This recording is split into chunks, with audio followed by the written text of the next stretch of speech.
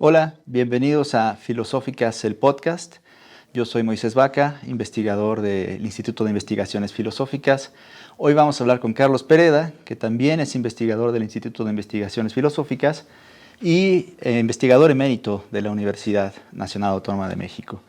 Esta charla es con motivo del homenaje por 80 años que acabamos de realizar a Carlos Pereda, que cumplió hace menos de un mes.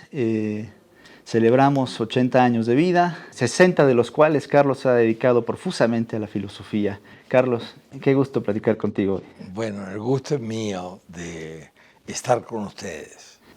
Tú hiciste el doctorado en Alemania y llegaste a México a finales de los 70, principios de los 80, en un momento donde había mucha actividad cultural y filosófica con personajes como Luis Villoro, Sánchez Vázquez, Bolívar Echeverría, Juliana González. ¿Cómo era ese momento en tu llegada? ¿Cómo era el ambiente filosófico y cultural de México que tú encontraste? Bueno, en realidad yo vine a México en dos etapas.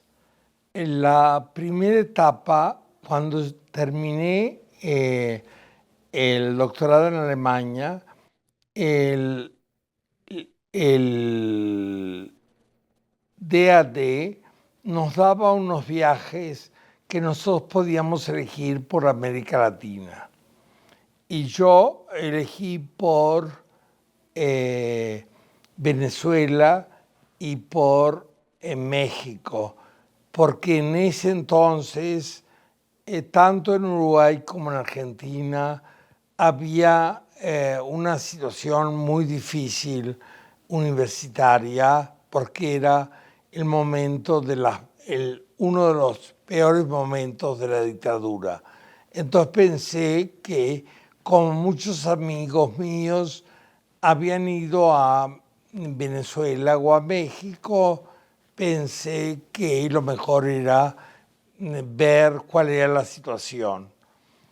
Por otra parte, unos días antes de mi viaje, fui a una conferencia que daba Ivan Illich en Zúrich. Y al terminar había algo así como un cóctel. Y yo me acerqué a Ivan Illich y le pregunté, voy a ir a México y acabo de terminar un doctorado en la Universidad de Constance. ¿A quién usted me aconsejaría que escribiese? Y me dijo, mire, dos muy buenos amigos míos son Ramón Xirau y Luis Villoro. Y entonces lo que hice fue escribirle a los dos. Y Villoro me dijo, mira, en este momento yo estoy organizando una nueva facultad de filosofía en Iztapalapa. ¿Por qué no me mandas tú el doctorado y algún artículo que has escrito y vemos si hay posibilidad de que tú des clases en Iztapalapa? Así lo hice, y cuando llegué a México, no sé por qué, una de las primeras personas que conocí del ambiente filosófico fue a Carlos Pereira. Y Pereira me dijo, mira, en este momento se está programando un congreso de filosofía que, si no mal recuerdo, es el primer congreso de filosofía de la Asociación Mexicana. Entonces me dijo, ¿por qué no hablas tú con Sánchez Vázquez, que de alguna manera está organizando ese congreso? Y en ese congreso, ¿qué encontraste tú desde el punto de vista filosófico? ¿Qué tipo de corrientes existían en ese momento? Se sabe que la facultad pues, tiene una tradición marxista importante con el propio Sánchez Vázquez. Villoro estaba escribiendo por ese tiempo Creer, Saber, Conocer, por otro lado. ¿Cómo te insertaste tú en ese mundo? ¿Cómo lo viste al llegar? Bueno, la verdad es que a diferencia de Caracas, me pareció un lugar maravilloso.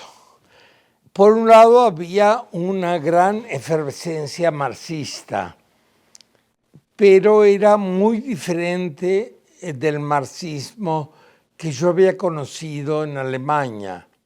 El marxismo alemán era el marxismo de la Escuela de Frankfurt, con ciertas vertientes anticomunistas, porque no hay que olvidarse, la Escuela de Frankfurt estaba en Alemania Occidental y en ese momento Alemania estaba dividida en dos partes.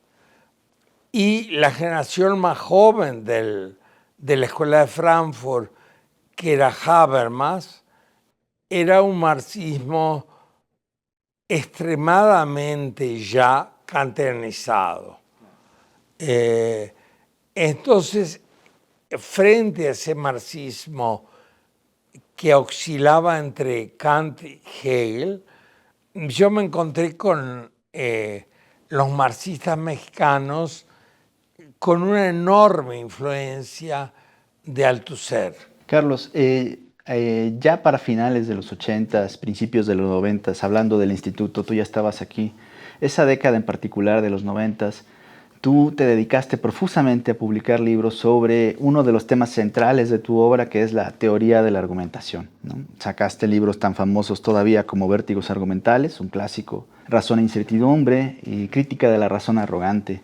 En ellos tú desarrollas una serie de categorías nuevas, a veces con términos intuitivos, interesantes, que motivan para alertar sobre falacias, problemas de argumentación que pueden surgir en tradiciones. ¿Desde cuándo tenías este interés en dedicarte a la argumentación? Porque tú eres un filósofo muy completo que conoce la tradición perfectamente bien, pero en esa década te centraste directamente en la argumentación. ¿En el doctorado, por ejemplo, trabajaste ya estos temas? Bueno, y mucho antes.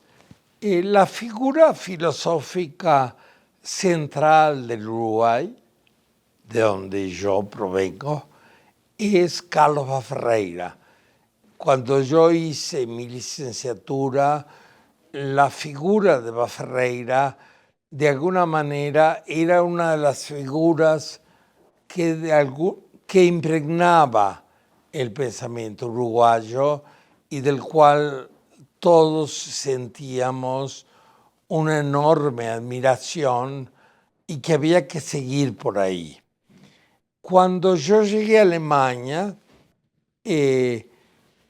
primero llegué a Heidelberg y luego, por recomendación de uno de los profesores de Heidelberg, me fui a una universidad mucho más pequeña, Konstanz, en la cual se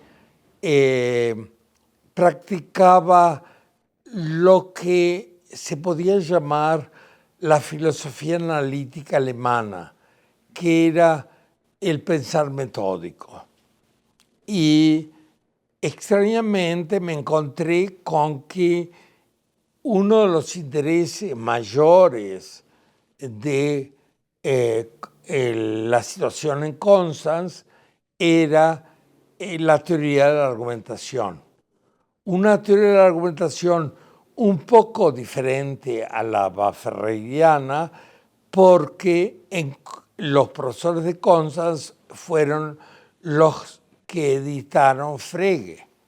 Campbell es el editor de los trabajos de Frege.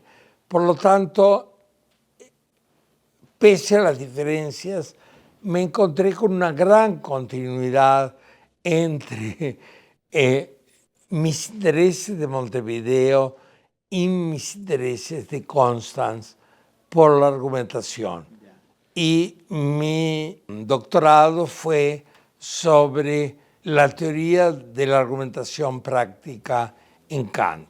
En esta década de los 90, particularmente en el libro de Crítica de la razón arrogante, tú analizas de manera muy puntual varios vicios académicos que las tradiciones filosóficas y de pensamiento pueden cometer y que han generado mucha discusión en la actualidad. En el homenaje hubo muchas mesas donde se hacía alusión a uno o a otro de estos vicios. En particular, me refiero a lo que tú nombras el fervor sucursalero, que es esta idea de que uno se va a estudiar afuera y cuando regresa a su país de origen pone la sucursal de lo que aprendió y nunca más se preocupa por ni actualizarse, ni dialogar, ni abrir, ni contextualizar, ni nada.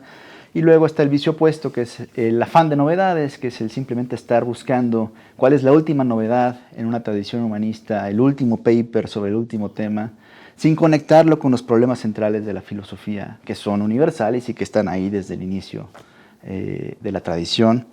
Y otro que a veces aquí se olvida también, que es el entusiasmo nacionalista, ¿no? Que es esta idea de creer que todo lo nuestro, por el simple hecho de ser nuestro, tiene valor y no debe ser cuestionado y tampoco debe ponerse a jugar a un nivel universal. ¿Tú veías estos riesgos, digamos, en esa década y lo sigues viendo ahora? No sé qué pienses con respecto a las tradiciones académicas y cómo podemos evitarlos. Bueno, esa idea de los vicios es una idea completamente nueva. Yo de alguna manera no la tenía en Uruguay ni la tuve en Alemania. Es una idea de los vicios que de alguna manera me enfrenté en nuestras maneras en nuestro modo de recibir las ideas filosóficas. Cuando uno habla de esos vicios, creo que son vicios que ante todo uno tiene que señalarlos como problemas de una cultura y no como problemas individuales. Y como todos los vicios, ya decía Aristóteles, son malos hábitos que tenemos que eliminar. Y creo que cuando nos enfrentamos a esos vicios coloniales, en general debemos preguntarnos cuáles son las virtudes que de alguna manera deforman esos vicios. Sí, tu filosofía misma parece estar muy centrada en precisamente señalar los posibles vicios por exceso, ¿no? Sí. Tú defiendes una razón porosa, así la has nombrado, que es una razón que se cuestiona a sí misma, que piensa desde su lugar, pero que piensa temas universales, que siempre está abierta y es reflexiva. Es, digamos, una razón que se sitúa pensando en estos vicios, en lo que Aristóteles podría pensar como el justo medio, ¿no? Claro. Y bueno, a mí me gustaría también, porque sabemos que tú eres un experto en Aristóteles y en Kant, que habláramos un poco de ellos, que nos cuentes. En tu obra claramente hay una influencia, tú lo acabas de mencionar, aristotélica. Mucho de lo que Aristóteles habla sobre virtudes morales parece que a tu obra se traspasan como virtudes en la argumentación, pero también tienes trabajo desde el punto de vista moral. ¿Qué piensas de Aristóteles ahora? ¿Qué nos dice Aristóteles en este momento? La Ética Nicómaco parece seguir siendo un libro que cada vez que uno lo abre se maravilla con cualquiera de sus diferentes libros. Bueno, en primer lugar, te voy a corregir un poco. No soy un experto de alguien que es un erudito ni en la ética kantiana, ni en la filosofía kantiana, ni en la filosofía de Aristóteles.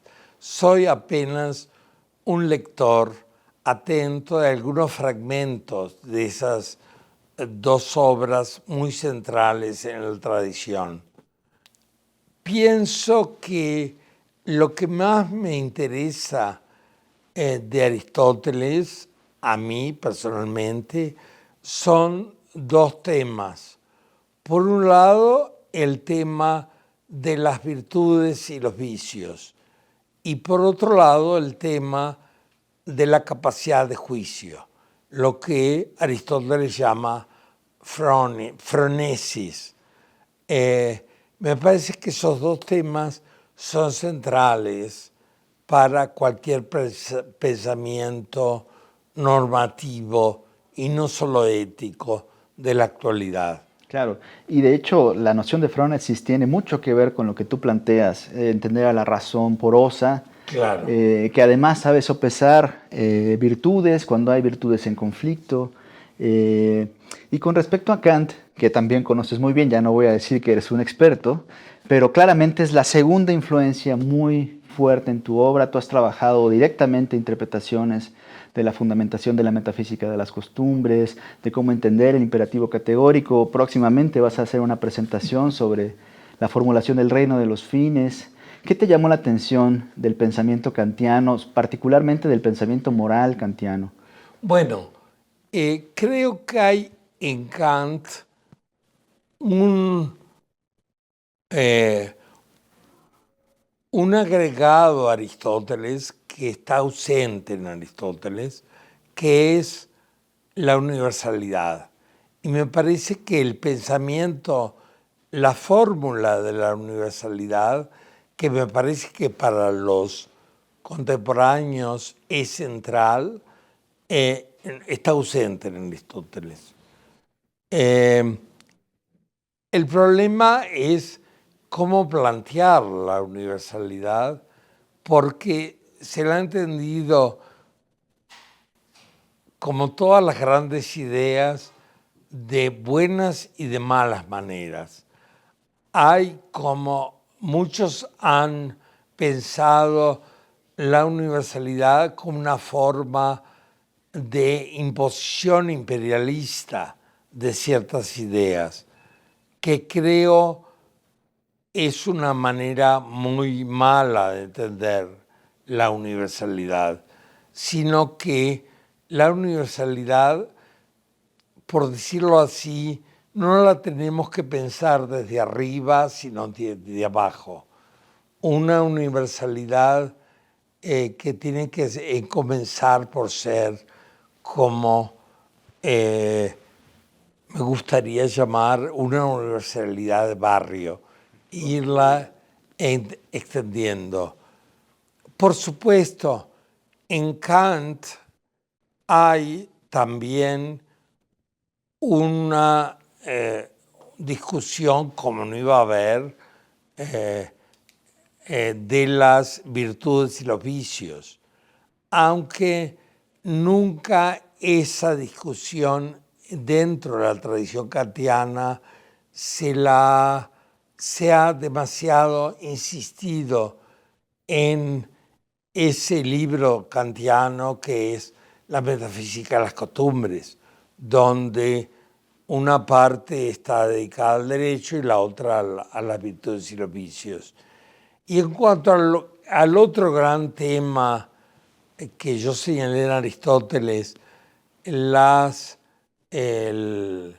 capacidad de juicio, como sabes, hay una gran discusión filológica en torno a lo que Kant distingue entre el juicio determinante y el juicio reflexionante, y que parecería que a partir de esa distinción implícita a lo largo de toda la crítica del juicio y explícita en un prólogo a la crítica del juicio que extrañamente al parecer Kant nunca publicó, algunos dicen que a partir de esa distinción tendríamos que de alguna manera rever lo que dice Kant en las dos críticas anteriores, pero esto ya sería un asunto de una discusión muy complicada. Claro, claro, y que también nos remite a un neocantiano con quien tú has estado muy cerca discutiendo en tu obra. Bueno, los dos neocantianos del siglo XX famosos, tú conoces a Habermas personalmente, y también en tu obra hay una influencia interpretativa de Kant, de John Rawls.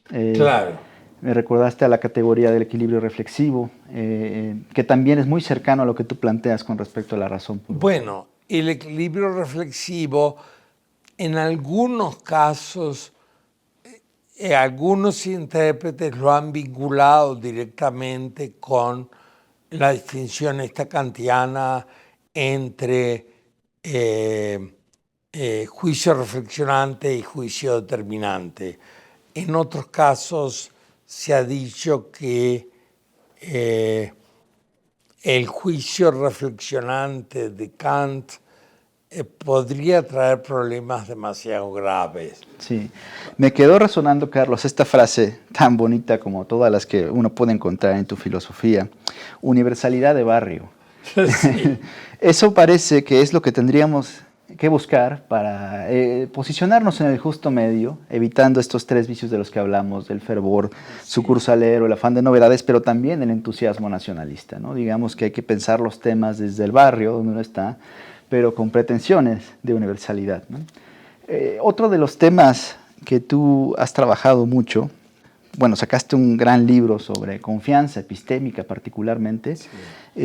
Donde tú, digamos, ante el escepticismo clásico en epistemología, planteas que la confianza permea la vida mental de las personas y que no podemos formar creencias y actuar de manera correcta si no tuviéramos una especie de confianza generalizada en que el mundo va a estar ahí, que si me levanto de la cama no caigo en un abismo, sino que toco el suelo y puedo ir a bañarme, etc. Pero también nos alertas del peligro y el gran riesgo de la certeza ciega. La certeza es un tema que aparece en tu obra también, y de nuevo, desde una razón abierta, nos alertas de los riesgos de aferrarnos a posiciones irreflexivamente. Y esto, por supuesto, va más allá de la vida meramente epistémica, de lo que podemos conocer del mundo, sino también cómo actuamos en él. Entonces, ¿cómo haces tú este vínculo entre esa confianza general, que es necesaria para la vida epistémica y práctica de las personas, con las alertas de estarse revisando uno mismo constantemente, de no tomar por sentadas ideas fijas, de estar abierto al diálogo genuino con posiciones que a uno lo confrontan, con posiciones que a uno le incomodan? Bueno, la idea de que nuestro comienzo no es la duda, como quería Descartes, sino la confianza, yo la encontré por primera vez en Peirce. Y esa idea de Peirce, del pragmatista Peirce, que incluso con furia se vive como anticartesiano, llega después hasta un autor que resultó en algún sentido central al pensamiento del siglo XX, como es Quine. Quine retoma esta idea de Peirce de una manera un poco como todas las ideas pragmatistas que retoma Quine, que lo hace de una manera muy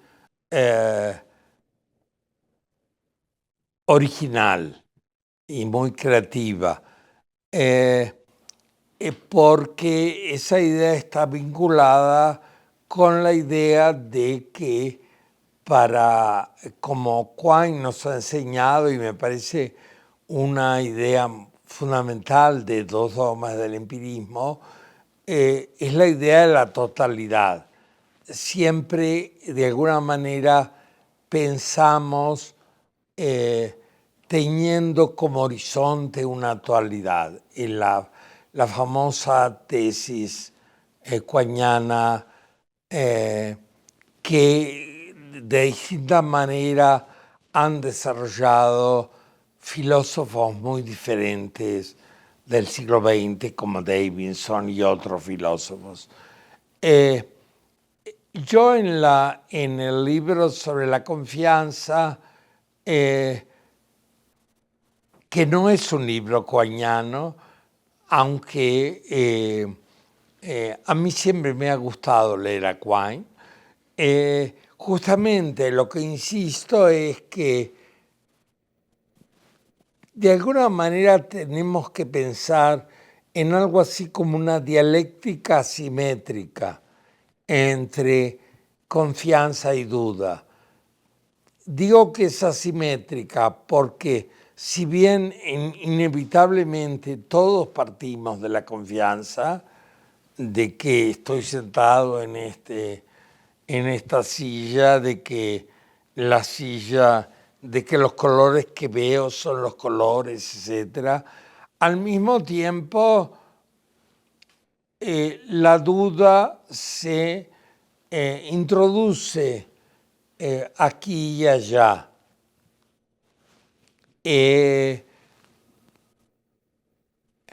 No es exactamente la misma idea que, por ejemplo, correctamente creo defendió Davidson sobre que la verdad es primaria, mientras que solo podemos ver las equivocaciones como, digamos, agujeros de la verdad. No exactamente la misma idea, pero es una idea que tiene relaciones. La confianza es primaria y confiamos en la verdad, y constantemente también sería una torpeza no saber que cuando preguntamos por una calle en la Ciudad de México, no se nos pasa por la cabeza de que quizás a la persona que hemos preguntado no era la más apropiada y por lo tanto tal vez nos den informaciones equivocadas. Y eso lo hacemos constantemente. Claro, pero el ejercicio de dudar que tú defiendes va más allá de estas dudas, digamos, que nos ayudan a ser agentes funcionales en el mundo. También tiene que ver con posiciones profundas que uno mismo puede sostener, claro, morales, políticas, sobre cómo se organiza la sociedad. Y para ir cerrando, porque se nos está acabando el tiempo, hay muchos más temas de tu obra, pero continuando con este tema de la confianza y el riesgo de la certeza ciega, me gustaría mucho que nos pudieras platicar cómo ves tú la cultura pública de la argumentación en estos días. Tú has trabajado mucho, usualmente en tus libros uno puede encontrar un capítulo final donde se habla de cultura pública, de la argumentación. Tú analizas las prácticas de argumentación filosófica, de argumentación teórica, pero también pública. Y pues bueno, en este momento se discute mucho en todo el mundo el hecho de que las nuevas tecnologías, las redes sociales, en lugar de acercarnos más, han fomentado prácticas de división en las ideas, de generación de burbujas epistémicas, de cajas de resonancia, donde la gente ya solo lee las noticias de manera directa, ya no de los medios tradicionales, sino de las propias redes sociales, y eso hace que solo le llegue la información que ya de hecho fortifica lo que piensa, ¿no? Entonces, ¿qué piensas tú al respecto de esto y cómo ves la cultura democrática, particularmente en Latinoamérica? ¿Qué piensas de cómo podríamos, digamos, tratar de romper esas burbujas epistémicas y lograr discutirnos mejor? Bueno, uno frente a la situación que vemos en el mundo actual tiende a ser pesimista. Sin embargo, el otro día hojeaba de nuevo el libro de Kant, Teoría y Praxis, y en algún momento, cuando discute con Mendelssohn, Kant dice que nuestros acercamientos a eso que él llama el reino de las fines, o que también podemos hablar de ello como una cultura de la argumentación, Kant tiene una frase un poco extraña y dice: nuestro acercamiento a eso puede ser interrumpido en algunos momentos de la historia, pero no puede ser roto. Y creo que algo así podríamos señalar. Pese a toda las ruinidades que escuchamos todos los días, quizá podamos decir con Kant, todo eso y todo el desastre que a menudo vivimos y las guerras y otros agravios son interrupciones que hacemos, pero no la ruptura con la verdad y con el bien. Entonces tú tienes cierto optimismo en que podemos, digamos, sobrepasar este tiempo donde es más difícil la comunicación genuina. Acabas de ir al Senado hace poco y hablaste sobre el laberinto de la polarización. Pero quizá las palabras optimismo y pesimismo habría que dejarlas de lado y decir simplemente con cautela, bueno, hasta ahora no se ha roto esa gran ese gran impulso hacia la verdad y hacia el bien. Incluso podría decir, si es cierto, los enemigos han sido, y en el siglo XX han sido terribles, todo lo que fue el nazismo o el estalinismo son enemigos poderosos de ese vínculo con la verdad y con el bien, pero si bien nosotros no hemos vencido, diría Kant, ellos tampoco. Así que seguimos un poco mano a mano a ver cómo se dice, cómo se continúa todo esto. Pues mira, Carlos, para cerrar yo quería citarte justamente en estos temas, en uno de tus últimos artículos que se llama ¿Existe alguna fuera de la violencia? Tú defiendas de nuevo la argumentación e incluso analizas cómo ciertas formas de violencia se cuelan en la argumentación y qué podemos hacer al respecto. Y muy en consonancia con lo que estábamos discutiendo de la cultura pública, tú planteas la siguiente regla. Cuando argumentes, no te dejes enceguecer ni por el poder de los demás, ni por las propias fantasías de poder o de impotencia que te afilian al partido de la pesadilla. Esa es una de las normas de pensamiento que tú planteas cuando uno está argumentando. Pues no me queda más que agradecerte muchísimo, Carlos, por esta plática. Ha sido muy rica. Se quedaron muchos temas de tu obra sin comentar, pero pues muchísimas gracias por esta charla. Bueno, en realidad el que tengo que agradecer soy yo, porque es siempre una oportunidad maravillosa poder discutir de nuestros pensamientos y de los pensamientos en general de toda la tradición y de la gente que nos rodea.